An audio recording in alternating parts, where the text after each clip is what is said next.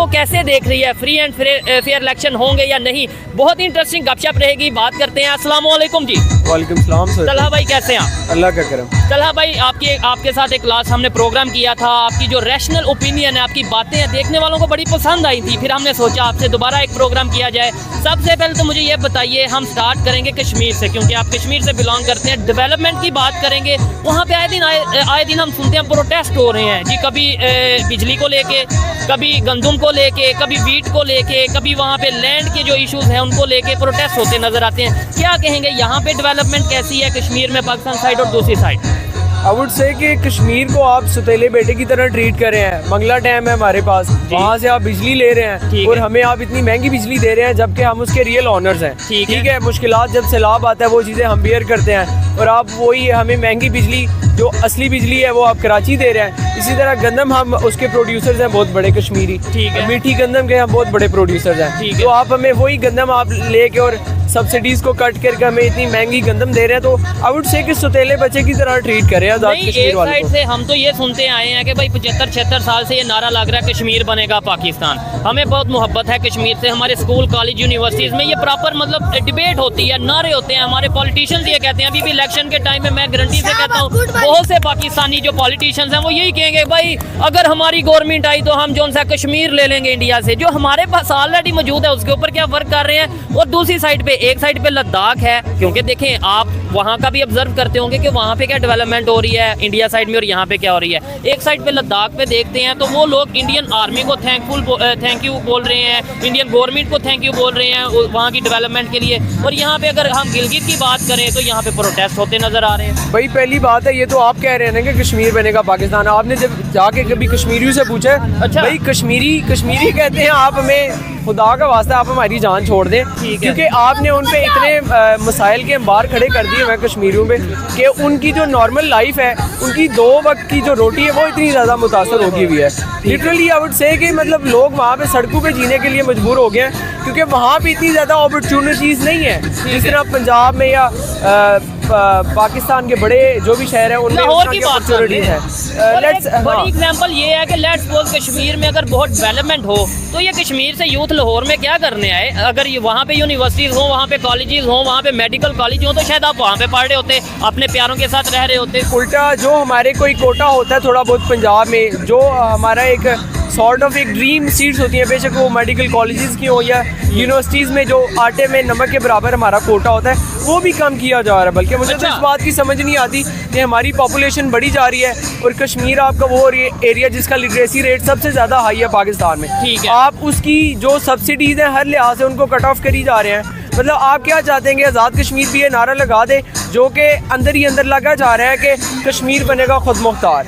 अगर आप उसको भी सही तरीके से सुपरवाइज नहीं करेंगे तो मकबूजा कश्मीर तो दूर की बात है, आज़ाद कश्मीर भी आपके साथ जब वो थोड़ा अपने पाँव पे खड़ा होना शुरू होगा, वो भी कहेगा कि भाई हमें भी गिलगित बल्तिस्तान की तरह, हमें भी बलोचिस्तान की तरह, हमें भी KPK की तरह अपना हक दिया जाए, हमें आप अपने से अलग कर दें। क्योंकि अगर आप हमें संभाल नहीं सकते तो ऑब्वियस ही बात है आप हमें उस नासूर की तरह काट दे जो अपने ओन पे लिव करेगा। ठीक है, दूसरे नंबर पे ये है कि जब ऐसी बात की जाती है, सिर्फ रिक्वेस्ट की जाती है गवर्नमेंट से कि भाई डेवलपमेंट की जाए कश्मीर में, डेवलपमेंट की जाए बलोचिस्तान में, तो ये कह दिया जाता है कि भाई ये जो बात कर रहे हैं ना, ये किसी ना किसी के एजेंट होंगे, ये किसी ना किसी, ये इंडिया के कहने पे ऐसे कर रहे होंगे। और सर ये आप ये थोड़ा सा सोचिए कि इंडिया साइड में जो डेवलपमेंट हो रही है, अगर मैं रियलिटी बताऊँ कि वहाँ पे कितनी डेवलपमेंट हो रही है, शायद यहाँ पे आधे से ज़्यादा लोग तो माने ही ना।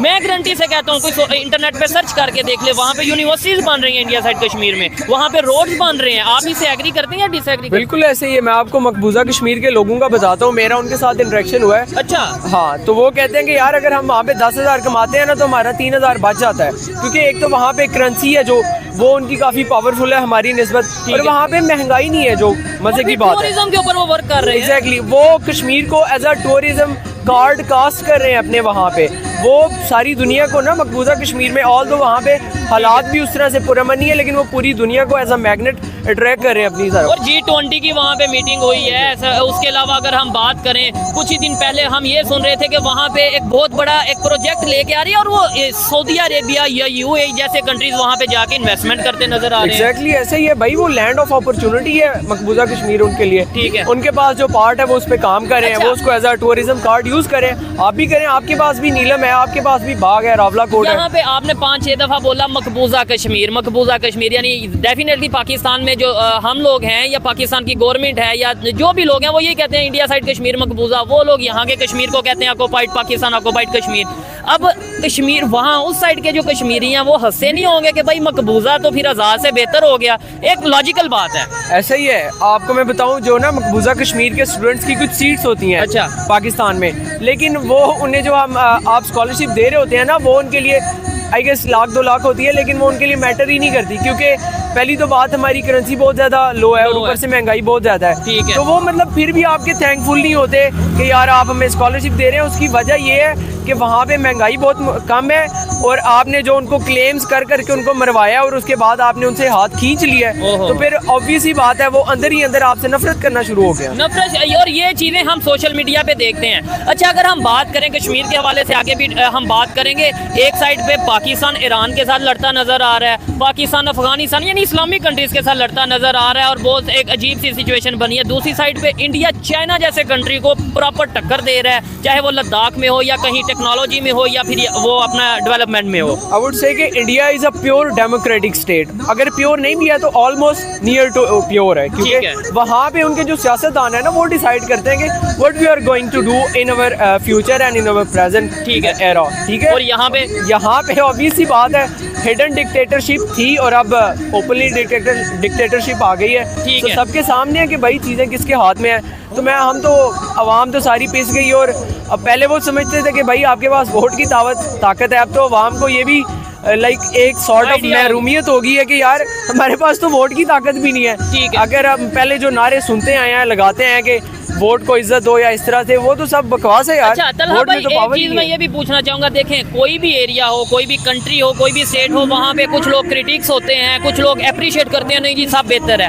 आप क्या समझते हैं, मेजोरिटी ऑफ यूथ आप जैसी सोच रखती है कश्मीर में कि भाई डेवलपमेंट होनी चाहिए, पाकिस्तान को वर्क करना चाहिए, या फिर आप जैसे चंद लोग हैं बाकी सब यही कह रहे हैं कि कश्मीर में सब अच्छा है?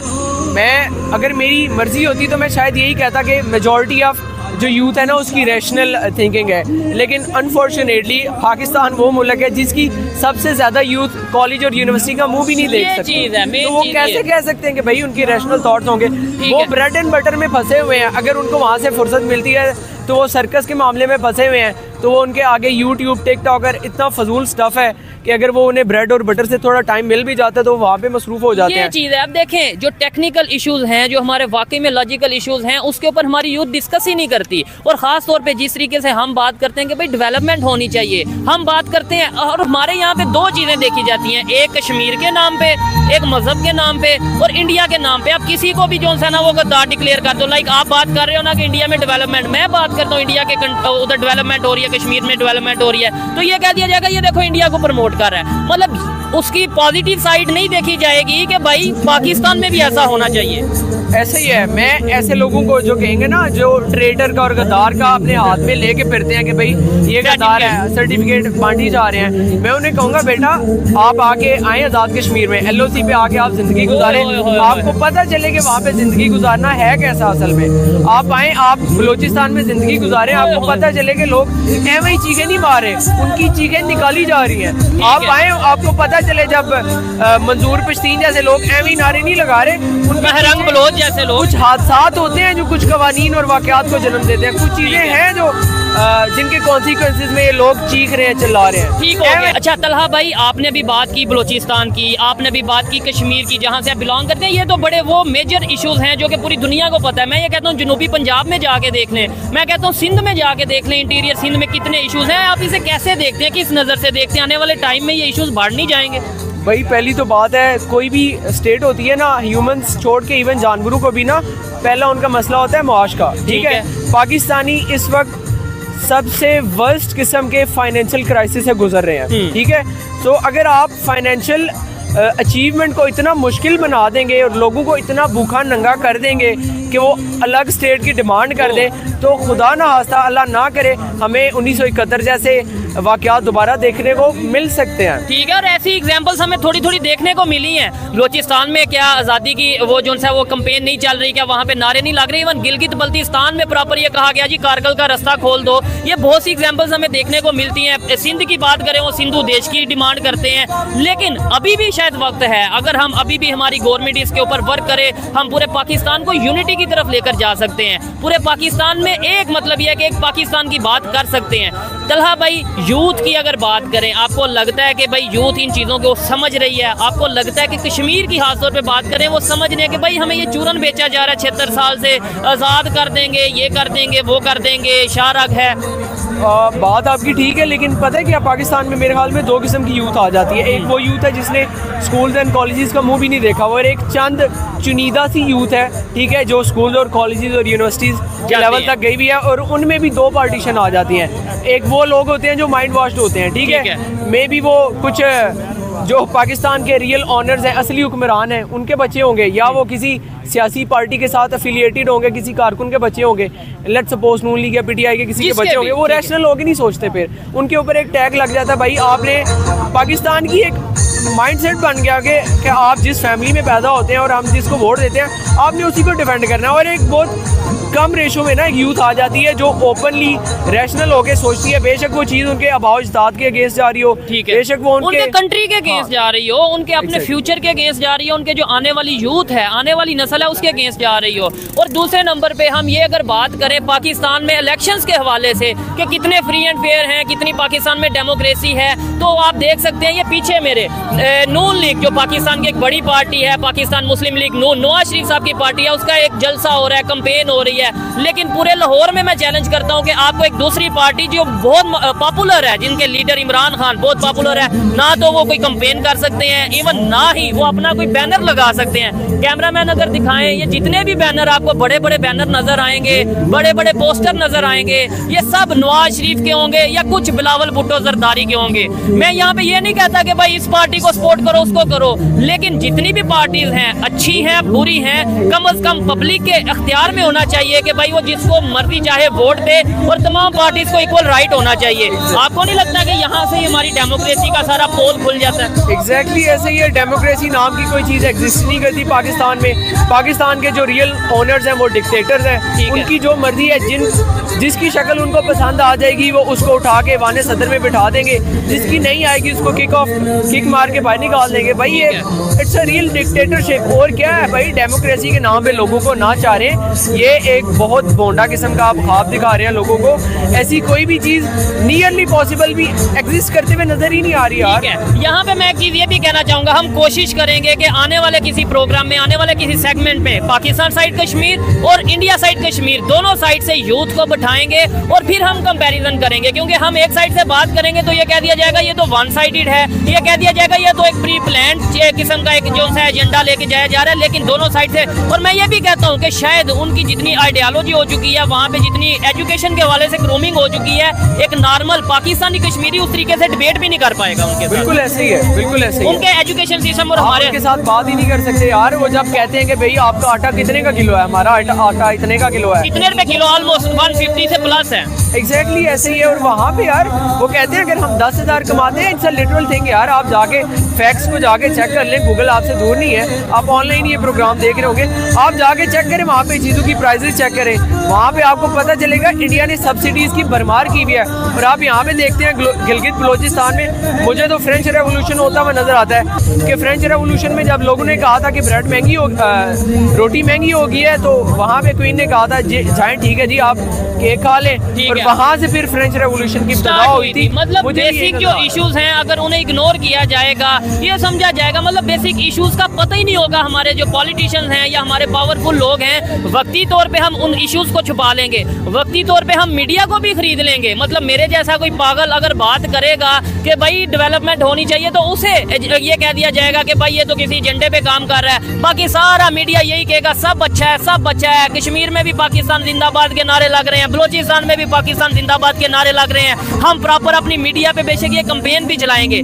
लेकिन रियलिटी ज्यादा देर छुप नहीं पाएगी। आज अगर हम यहाँ पे रो रहे हैं, आज अगर हम यहाँ पे पब्लिक के साथ आगे ये बात कर रहे हैं कि भाई डेवलपमेंट के ऊपर बात की जाए, अपनी गवर्नमेंट से रिक्वेस्ट कर रहे हैं, तो ये पाकिस्तान की बेहतरी के लिए की जा रही है। एग्जैक्टली यार, हमें किसी पागल कुत्ते ने नहीं काटा हुआ कि हम यहाँ पे आके कोई प्रोग्राम कर रहे हैं, रैशनलिज्म की बात कर रहे ठीक है। हैं। बात यह है कि हमें तकलीफ होती है जब कोई भूखा नंगा बंदा लेटा होता है, बेशक वो लाहौर की सड़कें हो या कराची की सड़कें हो या कश्मीर की सड़कें। आप जहाँ पे खाना खाने जाते हैं 10 बंदे आपसे भीख मांगने आ जाते हैं, उसमें 5 साल की उम्र से लेके 95 साल की उम्र तक का बंदा होता है, तो आपको यार फील ही होता है ये कैसे स्टैंडर्ड ऑफ लिविंग पे लोग ये ज़िंदगी गुजार रहे हैं। आपको दुख होता है बतौर इंसान, बतौर पाकिस्तानी, बतौर मुसलमान के हम कहाँ पे जा रहे हैं और दुनिया कहाँ पे जा रही है। और लिटरली मैं एक बात कहना चाहूँगा, आप लोग इंडिया की बात करते हैं, भाई आप फजूल बात करते हैं। इंडिया आपके लेवल पे नहीं है फिलहाल। आप अफगानिस्तान की बात करें जिसने डेकेड्स गुजारी हैं जंग में और फिर भी उनकी करेंसी आपसे ऊपर है। आप बात करें ईरान की जिसकी करेंसी बहुत नीचे लेवल पे, फिर भी वो आपके जाके घर में आके पिटाई कर रहा है। ठीक है, आप बात नंबर करें पे अगर ईरान की भी बात करनी है, पूरी दुनिया के ऊपर सैंक्शंस, मतलब ईरान के ऊपर सैंक्शंस थी कि कोई दुनिया का कंट्री उनसे कोई ट्रेड नहीं कर सकता, खास तौर पे ऑयल में,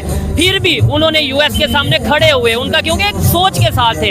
हमें थोड़ी सी मुश्किल आती है, एक साइड पे हमारे पाकिस्तान में ये नैरेटिव दिया जाता है कि भाई जो भी करवा रहा है अमेरिका करवा रहा है, ये काफिर हमारे दुश्मन है। दूसरी साइड पे वही काफिरों के IMF के पास हम चले जाते हैं, उन्हीं काफिरों के वर्ल्ड बैंक के पास हम चले जाते हैं, उन्हीं काफिरों के पास हम जाके ये कहते हैं कि हम बेकारी नहीं है, बस हमारी थोड़ी मुश्किल है तो हमारी हेल्प कर दो। ये सारी चीजें अब यूथ समझ रही है और आपको भी समझने की जरूरत है। आपको नहीं लगता ये दोगलापन है हमारे पॉलिटिशियंस का, ये दोगलापन है हमारे पावरफुल लोगों का? यानी पब्लिक में आके हम ये नैरेटिव सेट करते हैं, ये जो पाकिस्तान में जो कुछ हो रहा है अमेरिका करवा रहा है, जो अगर दहशतगर्दी हो रही है इंडिया करवा रहा है, यानी ये नैरेटिव सेट करते हैं। नॉन मुस्लिम जो हैं वो पाकिस्तान के खिलाफ हैं, लेकिन उन्हीं नॉन मुस्लिम्स के पास जाते हैं हम कि भाई हमें हेल्प कर दो। फ्रांस के खिलाफ यहाँ पे प्रोटेस्ट होते हैं, उसी फ्रांस से हम जो है वो एड भी मतलब हेल्प लेते हैं। ऐसे ही है यार, ये जो IMF और जो वर्ल्ड बैंक जैसी बॉडीज है ना, इन एंटिटीज को US से दुनिया को कंट्रोल करने के लिए बनाता है। वो पाकिस्तान और बाकी गरीब गुरबा जो मुल्क है उनकी मदद करने के लिए नहीं बनाता। ठीक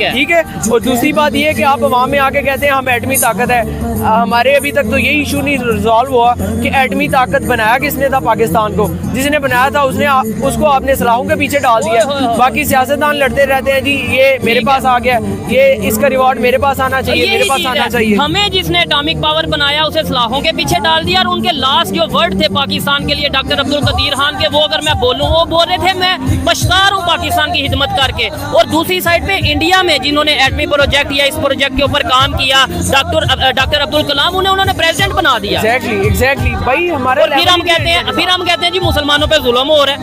India is a democratic country और आपकी प्योरली डिक्टेटरशिप बेस्ड है। और डिक्टेटरशिप भी ऐसी जिसके कोई कवानीन नहीं है। वैसे तो डिक्टेटरशिप के भी कुछ ना कुछ कवानीन होते हैं जिसकी बेस पे वो चल रही होती है, लेकिन यहाँ पे क्या होता है, अगला जो पहला डिक्टेटर होता है, अगर उसको लगे कि अगला डिक्टेटर ये आने वाला है, तो वो उसको और उसके लाने वालों को ही सफाई से मिटाने की पूरी कोशिश कर देता है। तो यहाँ पे ना बिल्कुल ही एक मतलब बंदर पांट जा रही है। और ये मैं नहीं कह रहा, ये इमरान खान साहब ने कहा था कि ना तो यहाँ पे डेमोक्रेसी है, यहाँ पे ना यहाँ पे डिक्टेटरशिप है, यहाँ पे एक बनाना रिपब्लिक है, जंगल का कानून है। ये इमरान खान साहब ने प्रॉपर बोला था।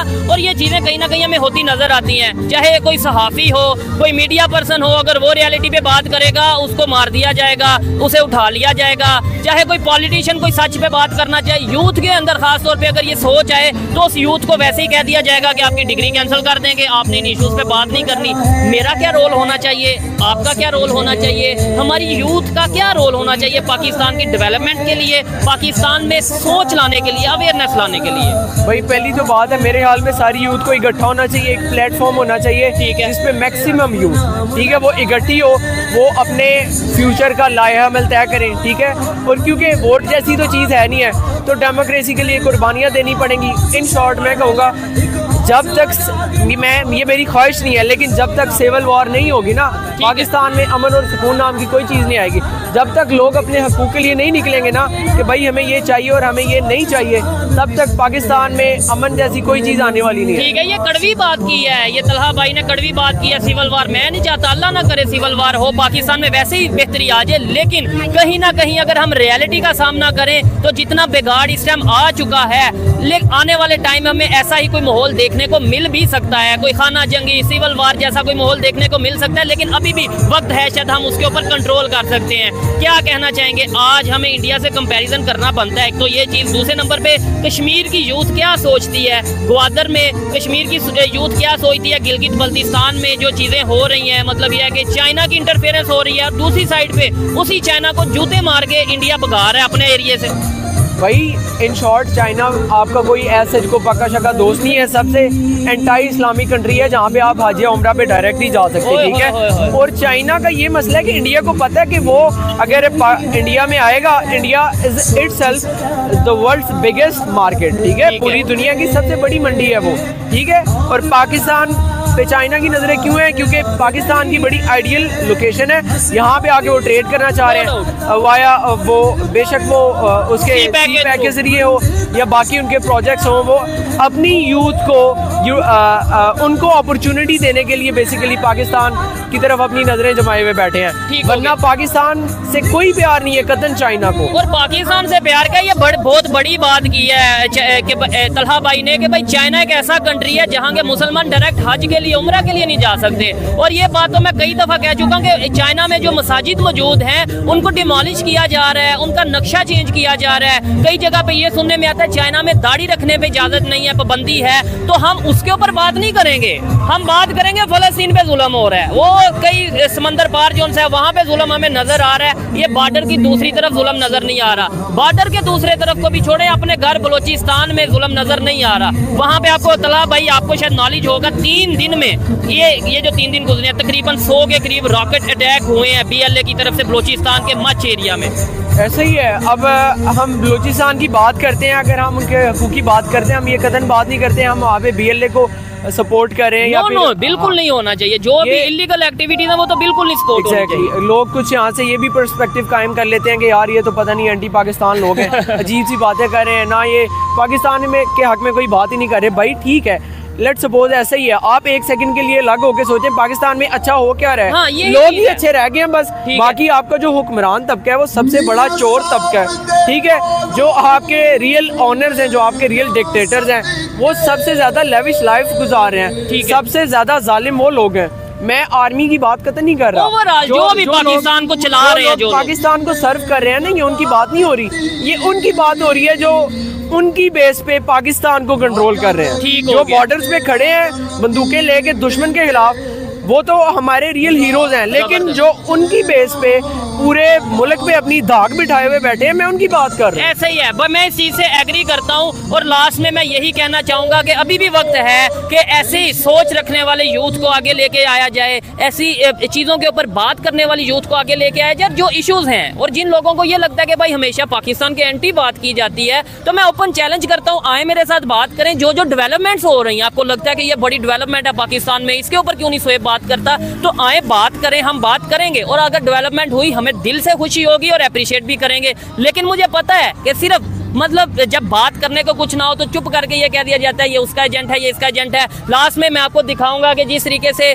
मतलब नून लीग एक बड़ी पार्टी और उसका जिस तरीके से यहाँ पे जलसा हो रहा है, लेकिन लोगों की जो जिस तरीके से कम तादाद में लोग मौजूद हैं, वहाँ से इंटरेस्ट जो होता है कि भाई पाकिस्तान में जो इलेक्शन होने वाले हैं, पब्लिक का उनमें कितना इंटरेस्ट है। पब्लिक को शायद ऑलरेडी पता है कि भाई कौन प्राइम मिनिस्टर बनेगा, कौन नहीं बनेगा। लेकिन फिर भी यही कहूँगा, हमारी तरफ से चाहे नवाज शरीफ आए, हमारी तरफ से चाहे इमरान खान आए, हमारी तरफ से चाहे आसिफ अली जरदारी आए, हमारी तरफ से चाहे एक डिक्टेटरशिप हो, लेकिन पाकिस्तान का फायदा होना चाहिए, पाकिस्तान की बेहतरी होनी चाहिए। और वो तभी होगी जब हम असल इश्यूज के ऊपर बात करेंगे, जब हम बिरयानी के ऊपर बिकेंगे, जब हम अपना इन चीज़ों के ऊपर 2-2 हज़ार पे अपने वोट बेचेंगे, तो शायद बेहतरी नहीं आएगी। बहुत अच्छा लगा तलहा भाई से बात करके। आपको इनकी ओपिनियन कैसी लगी कमेंट में ज़रूर बताइएगा। मिलते हैं नेक्स्ट वीडियो में, तब तक के लिए पीस आउट, अल्लाह हाफिज़।